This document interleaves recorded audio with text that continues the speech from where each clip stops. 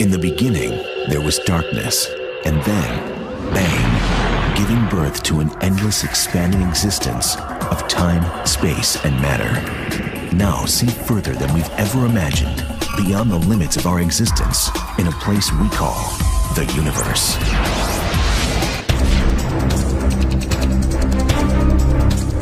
The biggest things in space are gargantuan beasts.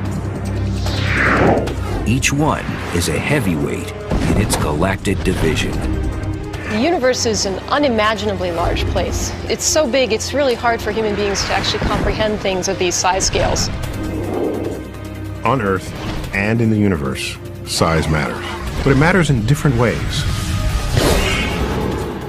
In space, bigger is not necessarily better. And oftentimes, the winners live large and die young.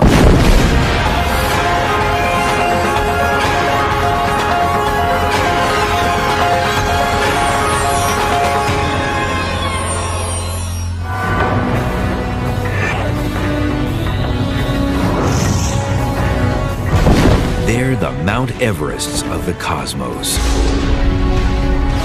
Astronomers aim their telescopes at them like paparazzi, eager to capture images of their every movement. They are the biggest things in the universe, and their sizes are truly mind-boggling. The good thing about being huge in the universe is that the universe is even huger than you are. So there's plenty of space to stretch out and get your size measured among intelligent civilizations that are having a look. The first thing you find out when you start studying astronomy is how darn big everything is. Almost everything you're studying is so far beyond any kind of human scale that we're ever going to encounter in our normal lives. The universe is brimming with gigantic objects. Within our own solar system, Earth is the 5th biggest planet. But it's 100 million billion times smaller than the largest stuff in space. So what holds the coveted title as the biggest thing in the universe? Most astronomers agree it's the cosmic web, an endless scaffolding of superclusters of galaxies surrounded by dark matter, an invisible and mysterious form of matter that accounts for 90% of the universe's mass. The largest thing in the universe, you might even wonder if it's a thing at all, it's a web of dark matter that fills the volume of the universe. Dark matter is this matter that we can't even see. It doesn't emit any light, but it is filled throughout the universe, and there's structure in it. Dark matter is something much more mysterious than most people know. Literally, the stuff that makes me up. Dark matter isn't made of that. I don't think you could smell it. I don't think you could touch it. It simply has gravitational attraction. The cosmic web of dark matter becomes visible when looking at the objects that fill it. This cosmic web really is almost like a three-dimensional spider's web. At the very center of all the vortexes, there are the superclusters, clusters of thousands of galaxies, and then filaments of galaxies connect them all the way across the volume of the universe. The deepest, strongest gravity at the intersections of these web-like structures is where all the gas falls. And that's where galaxies form, clusters of galaxies form. But just how big is the cosmic web?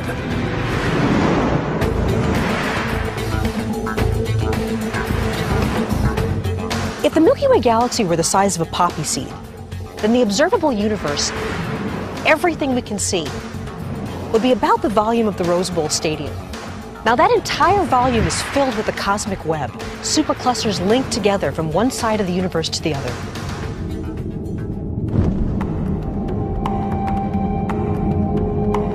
The origins of the cosmic web remain uncertain, but scientists think its initial seeds were planted in the Big Bang, the beginning of the universe.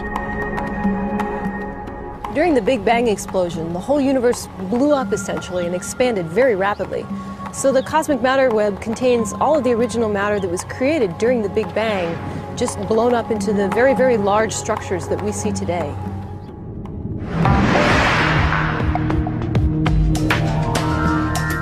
Scientists are actively trying to map out the cosmic web, which spans the entire universe. One way is to look at hot X-ray emitting gas and how it's contained by the gravity present in the dark matter. Another way is to look at something called gravitational lensing, where light is bent by the gravity of the cosmic web. And so we're able to sort of see the outlines of that cosmic web by the way it distorts the light that's behind it. The cosmic web basically contains everything in the universe. But some scientists question whether it's technically the largest object, because the web isn't continuously connected throughout space. The cosmic matter web is not actually the largest gravitationally bound object in the universe, because all the matter in the universe has expanded so vastly, the force of gravity is not enough to keep it together in one area, whereas superclusters of galaxies are actually gravitationally bound, meaning that they have enough mass to produce enough gravity to hold them together over the passage of time. Astronomers don't have a firm estimate, but the cosmic web could be made up of hundreds of thousands of supercluster complexes. These are mega collections of galaxies, gravitationally bound, up to hundreds of millions of light years across. The universe is organized hierarchically. Stars make up galaxies, galaxies make up clusters, clusters make up superclusters. You could draw an analogy that a cluster might be the North American continent, and a supercluster might be the association of cities on the North American continent, cities on the European continent, cities on the Asian continent, etc. The current record holder for the largest supercluster of galaxies is called the Shapley supercluster. This dense region of galaxies is 400 million light years long. So it would take the fastest interplanetary spacecraft trillions of years to travel across it. The Shapley supercluster spans several constellations and is almost 650 million light years from our Milky Way galaxy.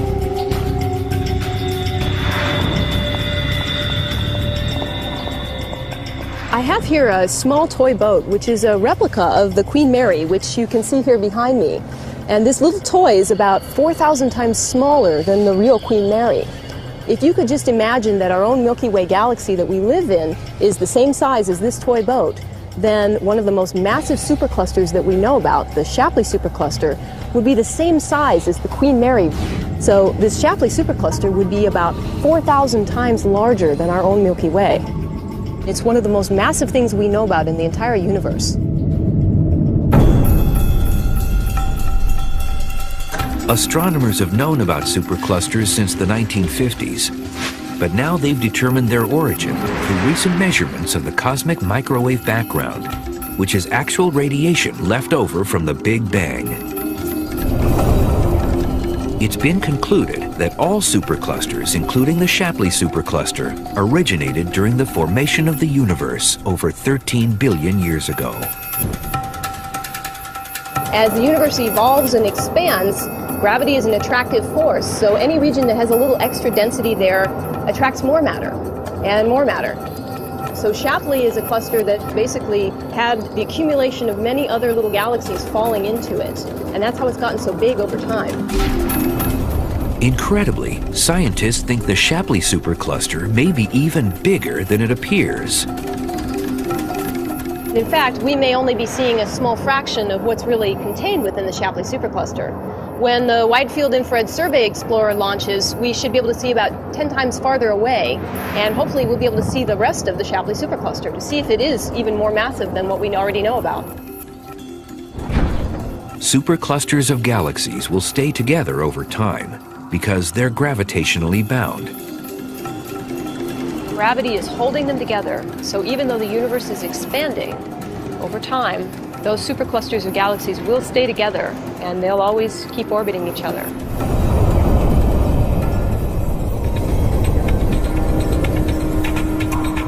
We humans also live in a supercluster complex, but it's less than half the size and about 10 times less massive than the Shapley supercluster.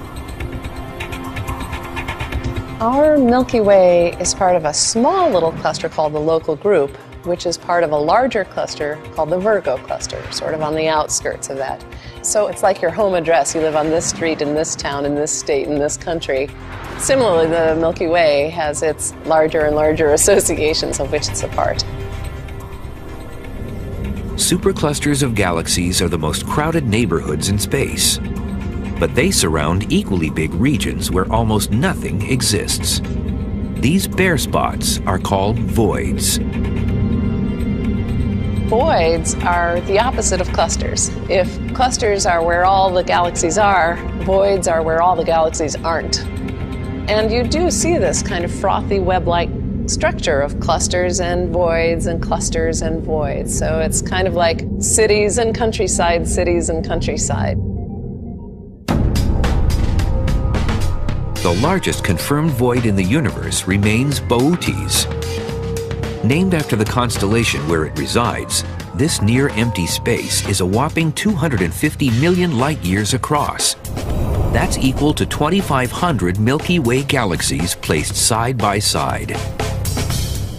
Look out into the cosmos in any direction, and you'll see something. You'll see stuff. You'll see galaxies. You'll see gas, dust. You'll detect dark matter. Everywhere you look, there's something. Yet here's this giant hole with nothing in it.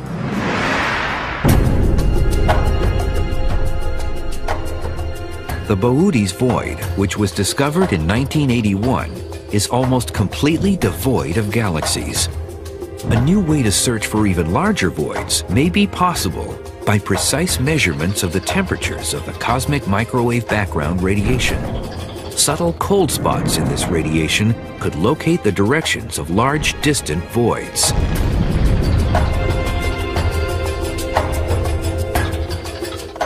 The story of their formation is basically the reverse of how superclusters form. The voids must have started out in the first microsecond of the Big Bang as slightly low-density regions.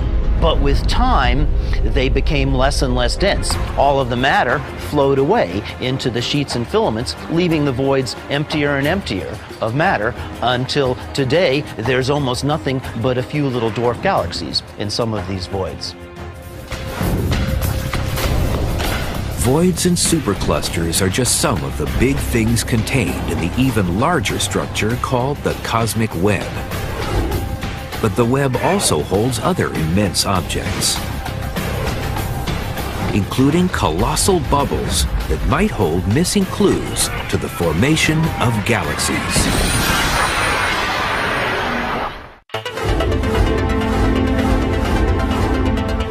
The universe is packed with monstrous things.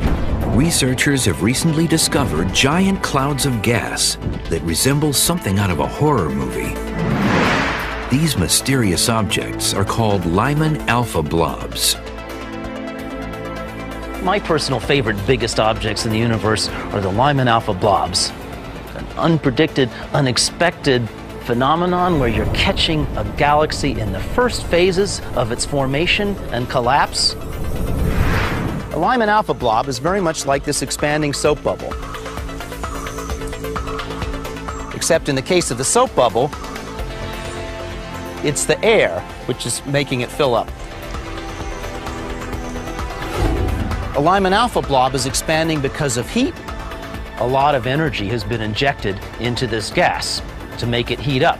And when you put all that energy into a gas, it inevitably tends to puff up and expand exactly like an expanding bubble. In the case of a Lyman alpha blob, it's being puffed up by heat and maybe also by the ultraviolet radiation from the newly formed stars. The largest known Lyman alpha blob is a colossal amoeba-shaped structure that resembles a giant green jellyfish.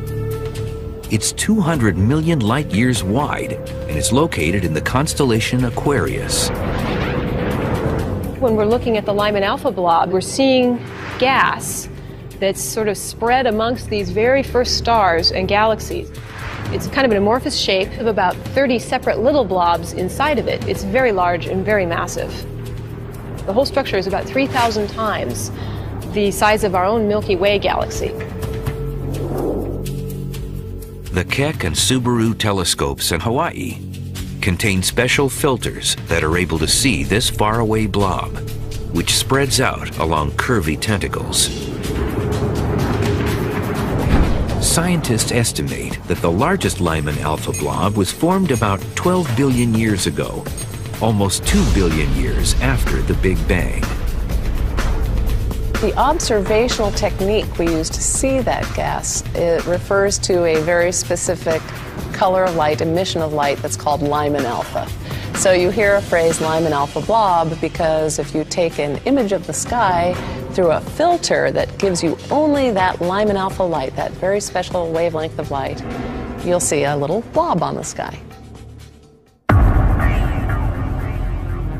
Lyman alpha blobs are perhaps precursors to the galaxy clusters we see today. Within these gigantic bubbles may exist cocoons that will one day spawn new galaxies. The Lyman alpha blobs are probably a fairly special, short-lived phase in the evolution to creating a galaxy. I would expect that most of them are going to collapse and form young galaxies in the next 100 million years or so of their lives. So it's a special phase just when a galaxy is beginning to pull itself together. The search of the universe for Lyman alpha blobs is just beginning. We'll undoubtedly find many more of them, and even perhaps some larger ones in the future. Stay tuned. Lyman alpha blobs may hold the answers to the formation of individual galaxies, which are gravitationally bound systems containing stars, gas, dust, and dark matter. At least 100 billion single galaxies exist in the observable universe. They range in size from 10,000 to millions of light years across. Galaxies, these titanic collections of stars, I think of them as cities, having been born in one myself. Not only a galaxy, but also an actual city. A native of New York, where everyone is crowded together. Galaxies are sort of how matter has organized itself in the universe. In the competition for largest single galaxy in the universe, sizing up a winner is challenging. The problem in saying what's the largest galaxy is in deciding where they end. Galaxy does not have a sharp edge, it just gets thinner and thinner as you go further out.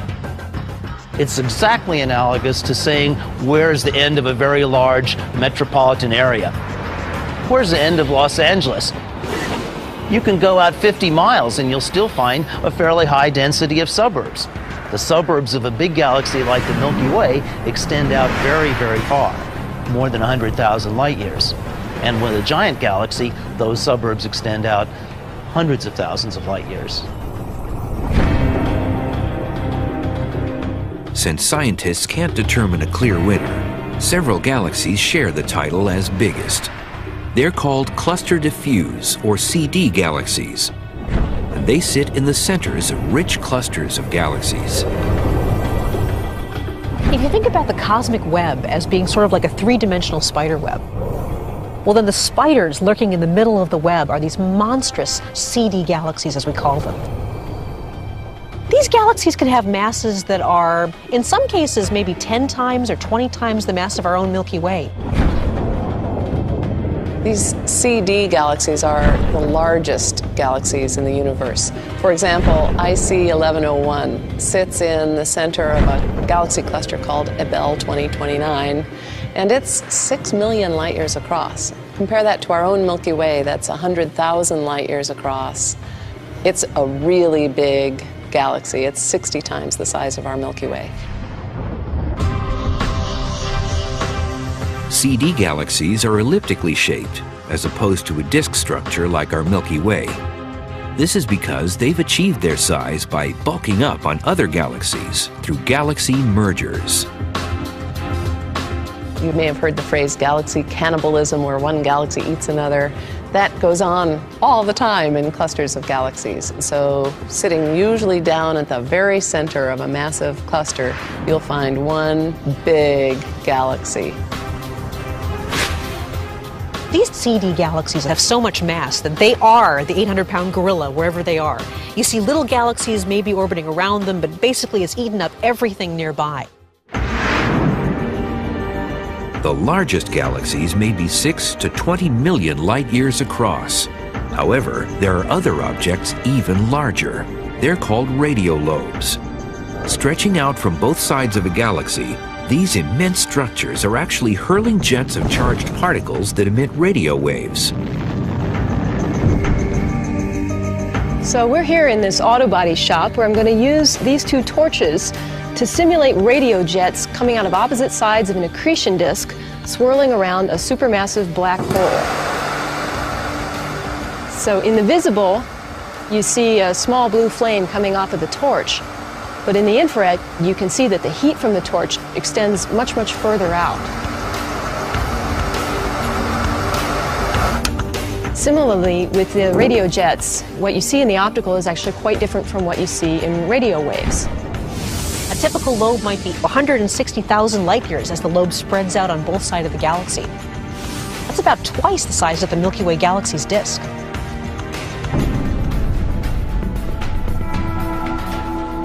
Astronomers think radiolobes are powered by supermassive black holes located in quasars. These are the luminous centers of most active galaxies. The jets of radio energy that come from a giant black hole and make these enormous radiolobe structures are very closely related to quasars.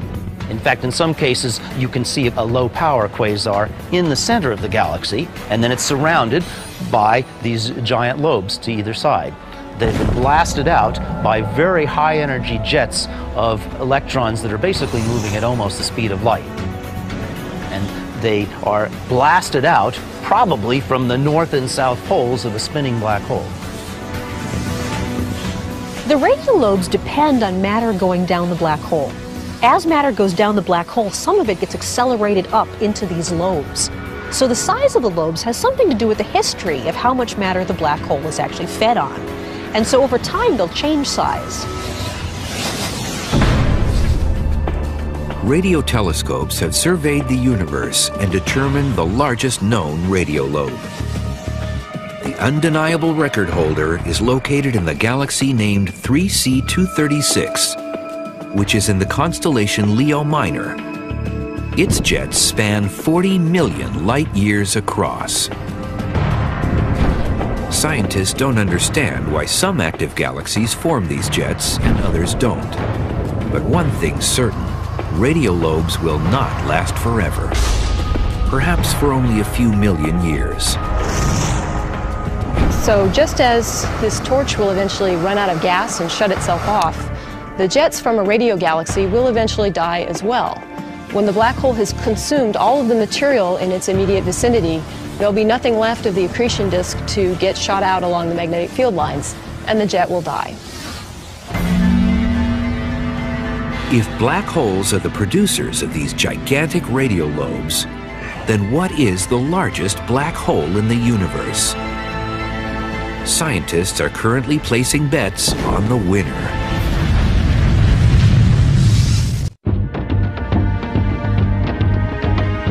When it comes to the biggest things in the universe, some black holes earn a place in the record books.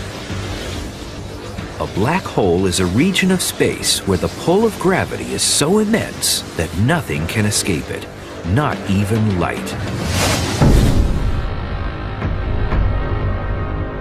There are billions upon billions of these black monsters prowling the universe. They come in two size categories. Most of them are the stellar mass black holes, which are about 5 to 100 times the mass of our sun. And then there are the supermassive black holes that are millions to billions of times the mass of the sun. We have the supermassive black holes, the kind that we seem to be finding in the centers of every galaxy where we've had the resources to look. Havoc is wrought upon your environment if you're a star orbiting close to one of these supermassive black holes in the centers of these galaxies.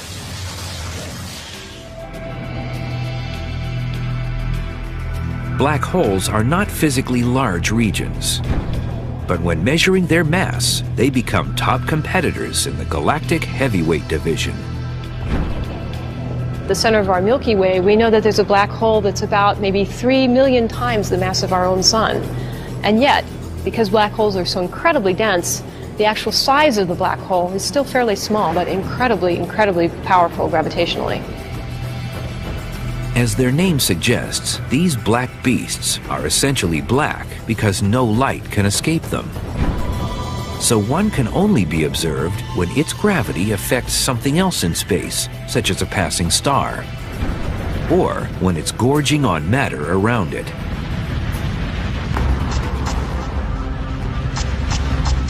So, what is the reigning black hole champion? The current record holder for the largest black hole appears to be in the incredibly luminous quasar, which has the prosaic-sounding name HS 1946 plus 7658. Why do I say it's the largest black hole? Because we know it is the most luminous quasar in the universe that's been found so far. The black hole that's holding it together, that's producing the energy, needs to be about 10 billion times the mass of the sun. That corresponds to a black hole which is larger than our entire solar system. In fact, it's just out there to remind us how bizarre a seemingly simple force like gravity can actually be.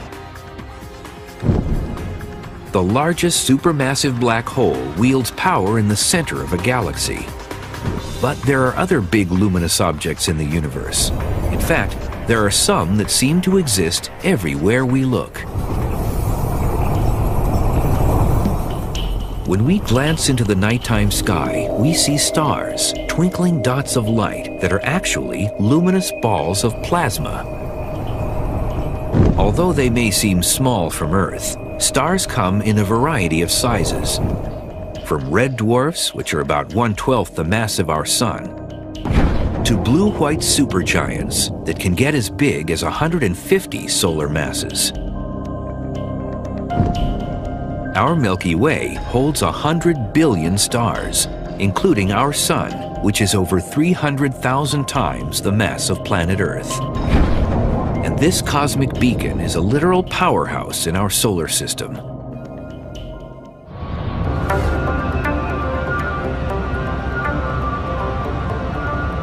This natural gas power plant produces about 300 megawatts of power.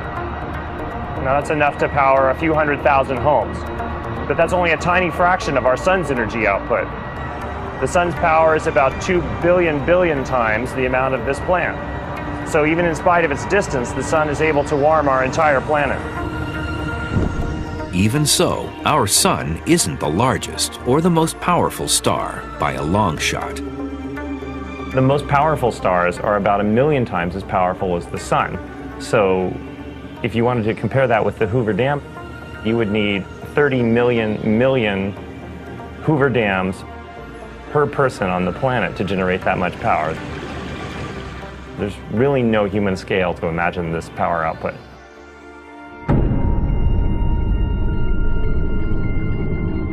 The largest and most powerful stars that produce this kind of energy are called red hypergiants.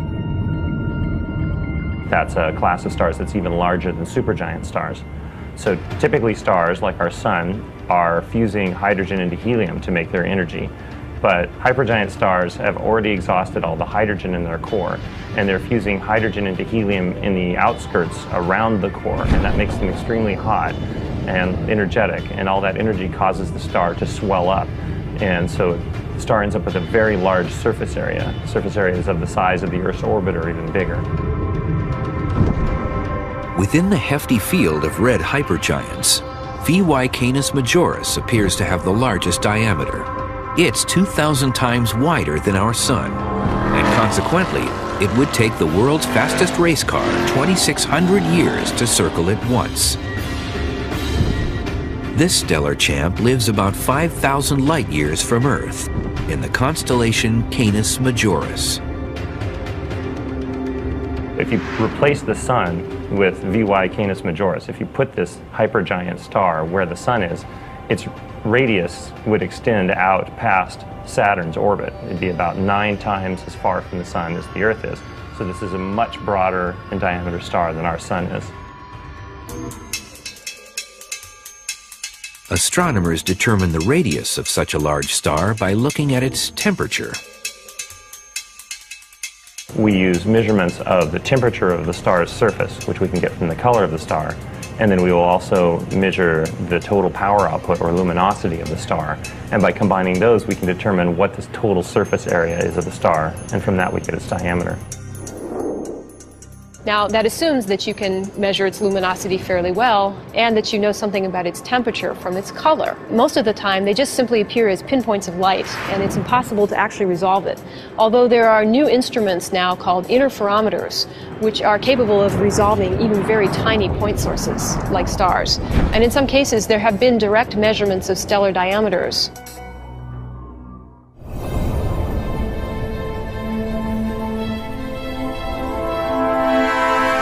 VY Canis Majoris will not be a title holder forever. The red hypergiant is losing mass at the rate of almost 30 Earth masses or more per year. The largest stars in the universe, like VY Canis Majoris, are actually dying stars. That as stars begin to die, they burn their nuclear fuel much less stably. They puff out over time. VY Canis Majoris is probably only a few million years old. Stars that are as massive as it is don't live very long. They use their fuel up at prodigious rates. Then they swell up into this hypergiant state and only live there for a few 100,000 years, a very short time scale, and then rapidly explode. VY Canis Majoris might have the largest diameter, but when it comes to possessing the most mass, there's another star that tips the scale.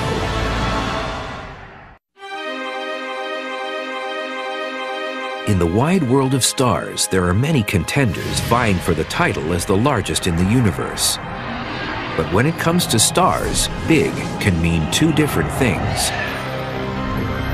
When you talk about the biggest star, you could mean one of two things. You could either mean the star that has the largest diameter, or you might mean what its mass is. And mass is a measure of how much stuff you have. It's sort of like your weight when you step on a scale, how much matter your body is made of. According to some astronomers, the most massive star is located in our Milky Way galaxy. It's part of a binary star system known as A1, which is actually two stars that orbit each other once every 4 days. We find there that one of the stars appears to have a mass of about 115 times the mass of the Sun, and the other star is also enormous, about 84 times the mass of the Sun. So both stars in this binary are among the most massive stars that we have ever measured. There may be more massive stars than the combination in A1 in this star cluster, but that's the most massive that we've been able to measure directly. These massive stars will live full but short lives. Massive stars are hugely luminous. Sometimes they can outshine millions of stars in their neighborhood, but at a cost. Cost is they will run out of fuel faster than everybody else. And when they die spectacularly. They explode their guts and scatter it across the galaxy. So, the cost of living a high mass life, a high luminous life, the cost of living in the fast lane is that you explode at the end of your life. A bright star may burn out faster and die sooner, but at the same time, those hot stars are cooking up elements that are essential for life. So without really massive stars, we wouldn't be here because you wouldn't get the iron in my blood and the calcium in my bones. All of those things are formed only in the most massive stars.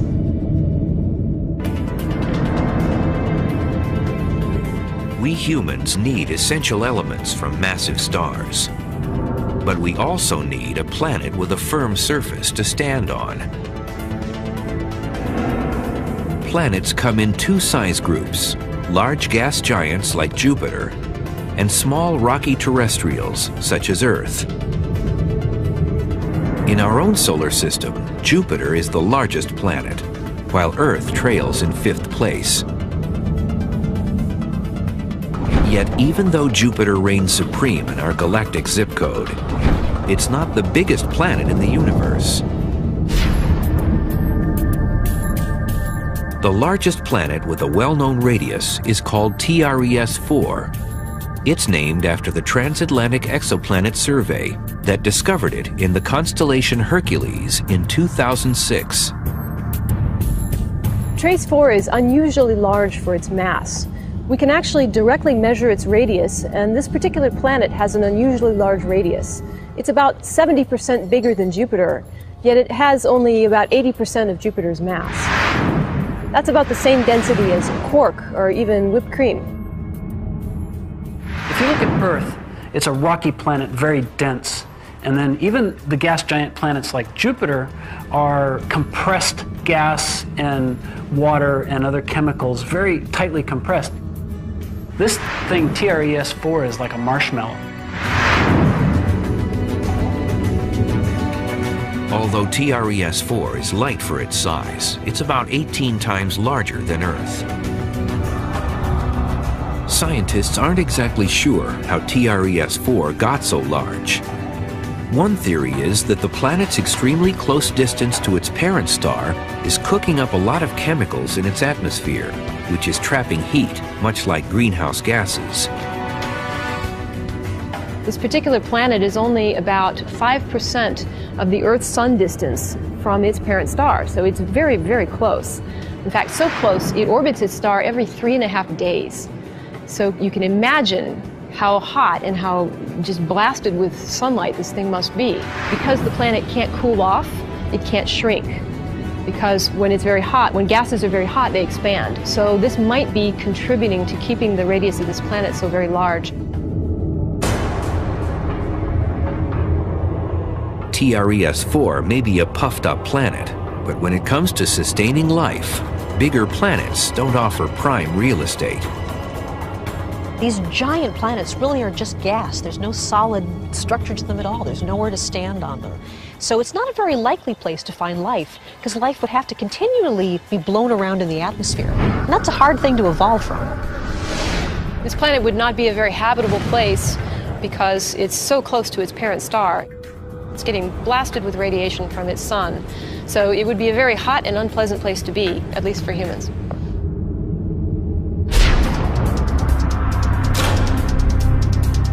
TRES-4 currently has the largest known radius. However, the planet could be bumped out of first place in the near future. Scientists are finding new planets basically every day almost at this point. So it's quite possible that we will find another one that's even bigger than this particular planet anytime. In addition to planets, scientists are also discovering new asteroids all the time. These are rocky bodies that didn't become planets. And the largest one may exist in our galactic neighborhood.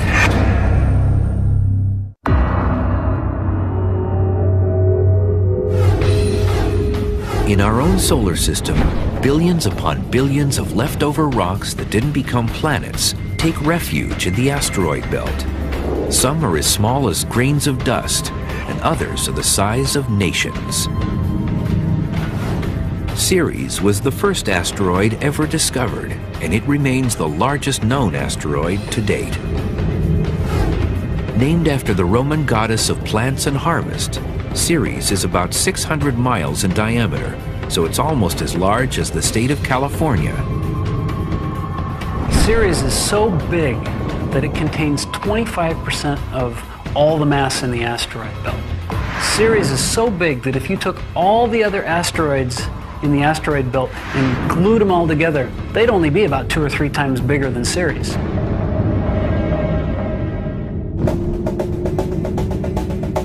Ceres' size sets it apart from the rest of the rocks in the asteroid belt. It would take the Apollo lunar rover 10 days to drive around the asteroid at 8 miles per hour. But in addition to its size, Its other distinct feature is its round shape. You have all these Idaho potatoes orbiting in the asteroid belt of the solar system, most of which are craggy chunks of rock. Ceres is large enough, massive enough, that its gravity has overcome the strength of the rocks that contain it. And anytime that happens, the shape becomes a sphere.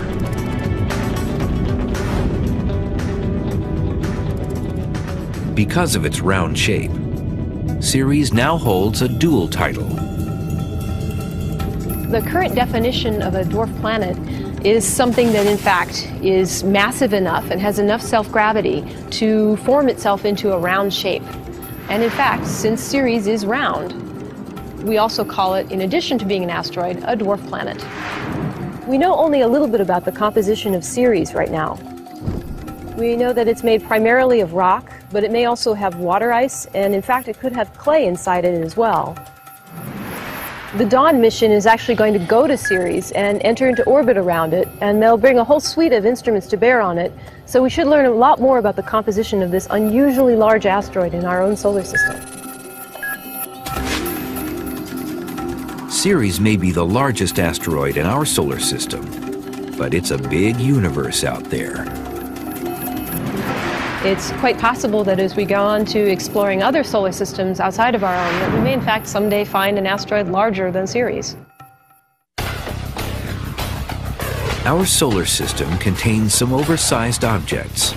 The largest planet, Jupiter, has the biggest moon, named Ganymede. Planet Mars actually contains the largest volcano, called Olympus Mons. It's 17 miles tall, which makes it about 3 times taller than the biggest volcano we have on Earth. It's so tall that if you stood at the base of Olympus Mons, you wouldn't be able to see the top due to the curvature of Mars itself.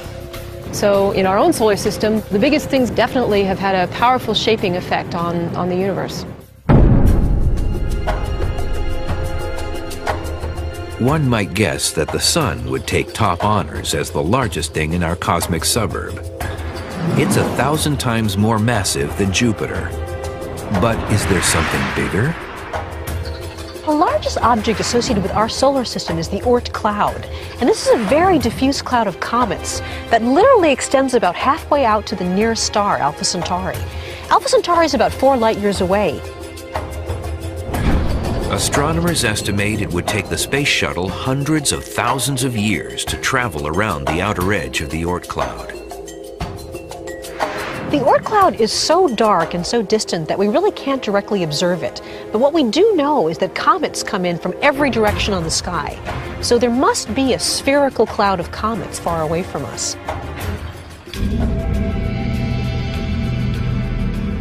The origins of the Oort cloud remain puzzling. One theory is that it was formed early in our solar system. As comets fell in towards the forming sun, they were ejected into long orbits. Over time, their orbits threw them out into a giant cloud.